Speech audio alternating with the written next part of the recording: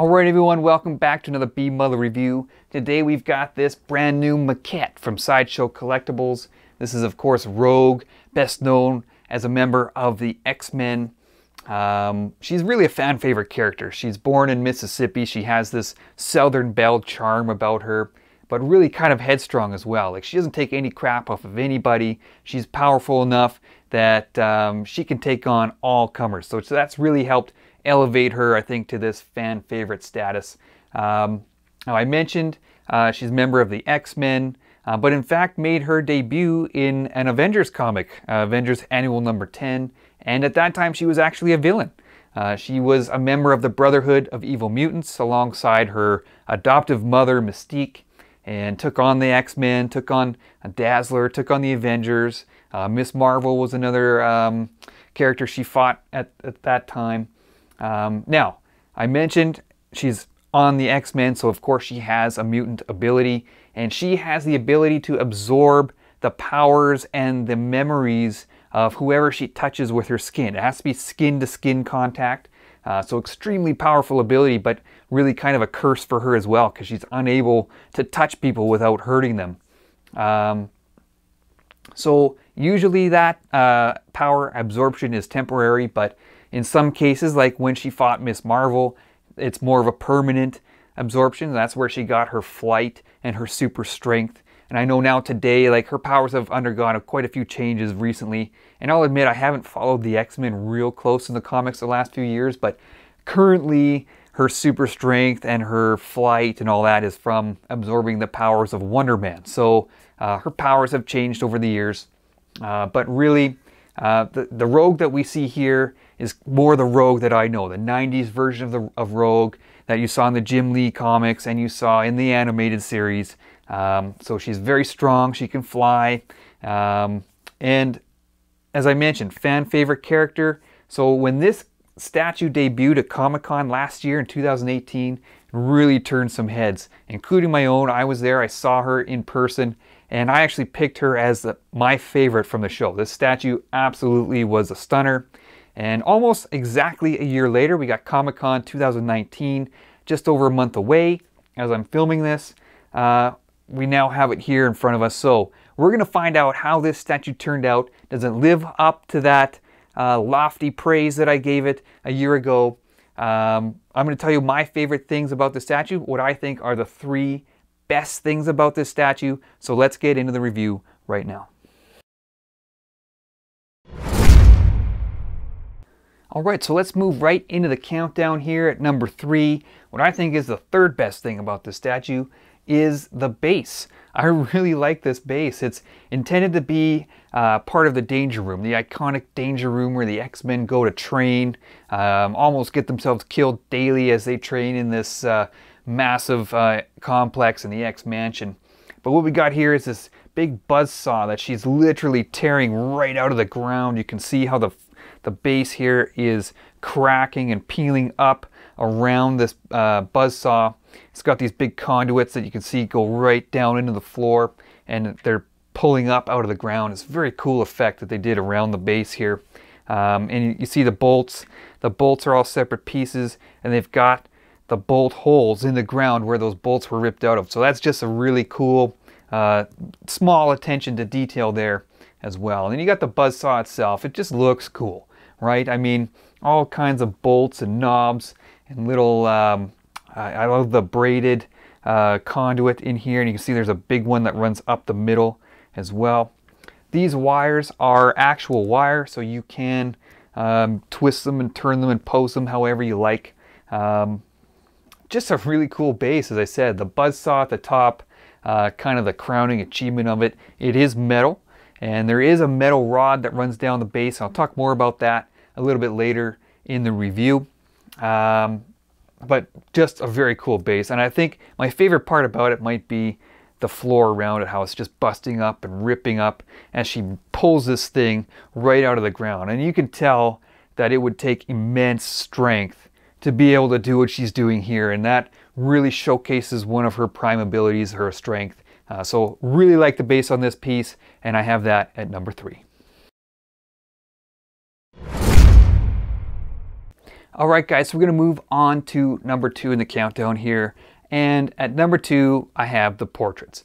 You get 2 portraits with this statue if you get the exclusive version. If you have the regular version, you'll just get 1. You'll get this one here with the straight hair. If you get the exclusive version, you also get the one on the statue which has her sort of 90s era curly look to her hair. Now, both portraits use the same face. You'll see here. And I'll admit, when they first showed that, I thought that was pretty cheesy. That was a pretty lame move to reuse the same face and not even bother to change it at all. Thought that's just plain lazy. But when you get the statue in person and you see this portrait, you can kind of see why they did it. You know, don't mess with a good thing, as the saying goes. And this portrait is a good thing, in my opinion. And that's why I have it at number 2. I think it really captures Rogue's personality. I mentioned she's got that Southern Belle charm. She's very strong-willed, and I think that captures it right here. In the product photos on Sideshow's website, they show Rogue kind of squaring off against the Juggernaut. And as you know, the Juggernaut, he's a major imposing force. He's a force of nature. He's huge, incredible strength. And I look at this portrait and I see her looking at the Juggernaut thinking, like, that's all you got? And then she just grabs this thing, this buzzsaw, and rips it right out of the floor and smashes him over the head with it or something.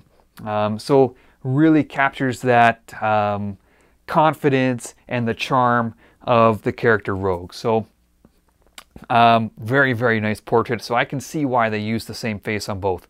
Now, I mentioned this one here with the straight hair, the regular version. Almost for the entire time during production, from the time they debuted this statue, this was the one that I was going to use for sure. I loved it, and I still do.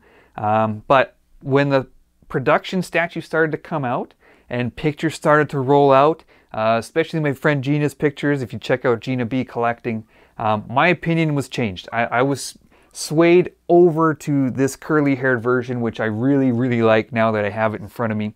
So this is probably going to be the one that I use. And really, this is the Rogue that I know best. I know her best from the 90s era, the Jim Lee era of comics in the 90s, the animated series from the 90s. So this is the Rogue that I know, and this is probably going to be the way that I go.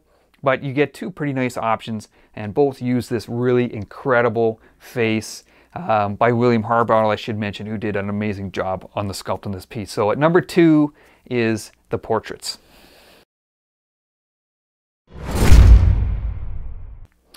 All right, so before we move on to number 1 in the countdown here, I just wanted to talk a little bit about the paint on this statue. And I mentioned in the unboxing video that it looked kind of average to me at that time. I just want to get into that a little bit deeper here in the review. I'm going to split the paint into 3 different parts. When you look at the base, no problems with the paint there. I think it turned out very nice. You know, nice silver color on the housing of this buzzsaw. I like the glowing blue effect around the cracks in the floor. So no issues there on the base. The portraits also look very good, and that was really what was going to make or break this statue. I think the paint, the lips, the eyes, the eyebrows, even the skin tones look really, really good. So no problems with the paint on the portraits either. And like I said, that was going to make or break the piece. I mentioned the portraits in the last segment, how great they look, how they capture her personality. Well, if they weren't painted very good, that would completely destroy all of that. So well done on the portraits on this piece. Where the issues sort of start to pop up are on her bodysuit, and you got this nice bright yellow and a nice dark green on her suit, but very contrasty colors, which gives kind of almost no margin for error with any slippage. Any green on the yellow or yellow on the green, you're going to notice it.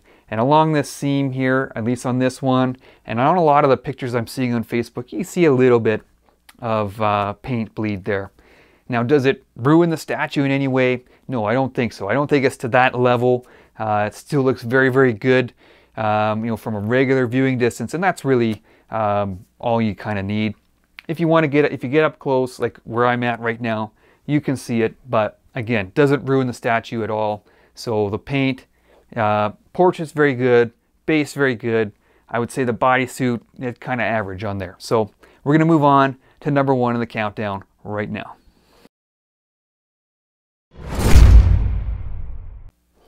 Okay, so we're going to move on to number 1. My most favorite thing about this statue by far and away is the design. And there's a few elements to that. I'll start off with the costume. This is her 90s era costume. This is the one that I know the best. And I identify with Rogue. If you say the name Rogue, this is how I picture her. And what I like about the costume, they didn't try to change it too much from the comics. It looks almost ripped right out of the pages. They added some texturing, down her ribs, down the inside of the legs, on the boots.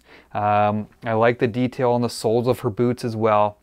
But it's just kind of enough to give it that realistic look, that little added detail that you expect from a 1/4 scale statue, but still keep it very classic and true to the character's look from the comics. So great job on the costume. But really what I love most is this sense of flight that you get out of this piece. It really does look like she's flying, and I gotta give props to the entire team at Sideshow that worked on this. William Harbottle did the sculpt, I mentioned him earlier, and it's just fantastic all around. Now with a piece like this that's sort of hanging in mid-air the way she is, you immediately probably get concerned about the durability. How is this statue going to stand up over time? And on a recent Sideshow Live, they showed a schematic that had a big metal rod that runs up through the buzzsaw here, so it's going to be nice and sturdy. The buzzsaw itself is metal as well. And then her hand has a big metal peg through the hand that connects it to the wrist. And I actually had a friend that had to break his, destroy it as part of a replacement, unfortunately for him. But fortunately for us, we're able to see what's inside this arm, because I was really curious to see. And there is another rod that is connected to the peg. It's welded to that peg in her hand, and it goes up her arm to another large peg in her shoulder that runs into her body, and it's welded to that as well. So you got a nice continuous connection through her shoulder, arm, and wrist, and that should help to keep this statue in this position for its life. So hopefully it stays like this. It's reassuring to see that. Unfortunately for my buddy who had to destroy his, but still very reassuring to see what's inside. So I think Sideshow did a really, really nice job on this piece. The whole design, the engineering behind it, the development, the sense of flight, as I mentioned, and the costume design all work together perfectly. Love the design on this statue. Easily my number 1 favorite thing about it. Alright everyone, it's time to wrap up this review. The Sideshow Collectibles Rogue Maquette. And in my opinion, this statue turned out absolutely fantastic. Right from the ground up, actually. You look at the base, I love the cracking of the floor, how you can see this buzzsaw literally being ripped right out of the ground, which really showcases Rogue's strength. Lots of nice details on the buzzsaw itself. You got sort of the crumpling metal as she bends this thing with her strength, and Rogue herself, absolutely fantastic. Love the costume. I love how they added just enough detail to give it that sort of modernized, realistic look, but still a very classic looking costume, still very true to the comics. Love the portraits, stunning portraits. I love the face, how it captures that kind of cockiness of Rogue, but still that charm. It's a very pretty face as well. And the sense of flight. I love that aspect of the design. It really does look like she's flying, and I love that about it. It's so dynamic. I really think this statue is going to go down as probably one of the best that Sideshow's ever done. Years from now, I think people are still going to look back at this one and think, wow, that looks really cool. So excellent statue. Loved it from the first day I saw it at Comic-Con last year. I'm happy to have it here in my collection now. Great addition to the X-Men line, and really X-Men fans gotta be excited. It's been like the year of the X-Men with Sideshow and XM as well. Just pumping out the X-Men characters. You're gonna be able to fill your walls with X-Men characters, and I'm gonna do that. So I'm very excited about all of these characters coming out again. So hopefully you guys enjoyed that review. As always, stay tuned to the channel. We got tons more coming, more reviews, more unboxings. I'm going to be at Comic-Con coming up in a month, so we're going to have lots of coverage from that event for you as well. So as always, as I said, stay tuned to the channel. I hope you guys enjoyed the review, and we'll talk to you guys soon.